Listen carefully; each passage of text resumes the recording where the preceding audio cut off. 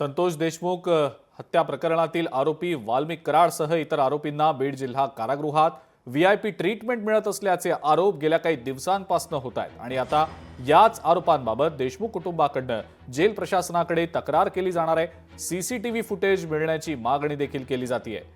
कारागृहातील अधिकारी बक्सार मुलाणी आणि कर्मचारी ज्ञानेश्वर डोईफोडे, कृष्णा ढाकणे, सुधाकर मुंडे हे सहकार्य करत असल्याचे यात म्हटलं गेलंय। याची दखल न घेतल्यास मुख्यमंत्री देवेंद्र फडणवीसांकडे याची माहिती देऊन तक्रार केली जाणार असल्याचं समजतंय।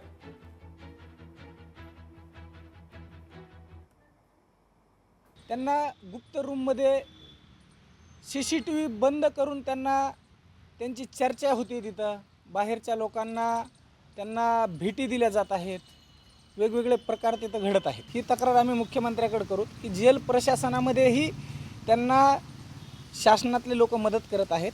खून होण्याच्या अगोदर पोलीस डिपार्टमेंट मदत करत होतं आणि खून झाल्याच्या नंतर जेलमध्ये ज्यावेळेस आरोपी गेलेत त्यानंतरही जेलमध्ये प्रशासनातले लोक त्यांना मदत करत आहेत। आम्ही सीसीटीव्ही मागवणार आहोत आणि कारवाई नाही झाली तर आम्ही तक्रार करणार आहोत जेल प्रशासनाकडे।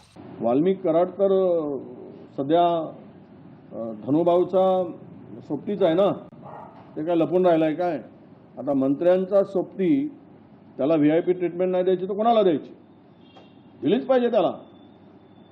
आणि धनुभाऊंचा आदेश असेल की वाल्मिकला कुठलाही त्रास होता कामा नये, त्याशिवाय त्याला व्हीआयपी ट्रीटमेंट मिळू शकत नाही, म्हणून त्यांना मंत्रिमंडळातून बाहेर काढायची मागणी जर होत असेल तर ते केली गेली पाहिजे। तोपर्यंत या आरोपींना सजा होणार नाही।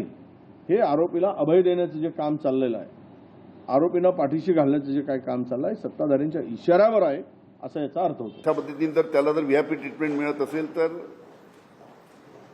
ज्या पोलिसांनी अशा पद्धतीची हिंमत केली की त्याला व्हीआयपी ट्रीटमेंट द्यायची, त्याच्यावर कारवाई झाली पाहिजे। व्हीआयपी ट्रीटमेंट दिली जात असेल किंवा सगळ्या आरोपींसोबत त्याला सारखा तिथं म्हणजे वागणूक दिली नसेल, म्हणजे दिली जात नसेल, तर सरळ सरळ एक विषय आहे की त्या आरोपींना मध्ये न ठेवता जेलमध्ये एखाद्या रेस्ट हाऊसमध्ये किंवा एखादा फ्लॅट करून त्यांना ठेवून जरी तिथं पुढचं खटला चालू दिला तरी काय हरकत आहे? मग त्यांनी जे कर्तव्यावर लोक आहेत त्यांनी त्यांचं कर्तव्य केलं पाहिजे आणि सगळ्यांना समान वागणूक दिली पाहिजे। आरोपीला आरोपीच्याच पद्धतीनं तिथं वागवण्यात आलं पाहिजे अशी माझी विनंती आहे। लोकशाही मराठी ऐका, पहा, जागरूक रहा।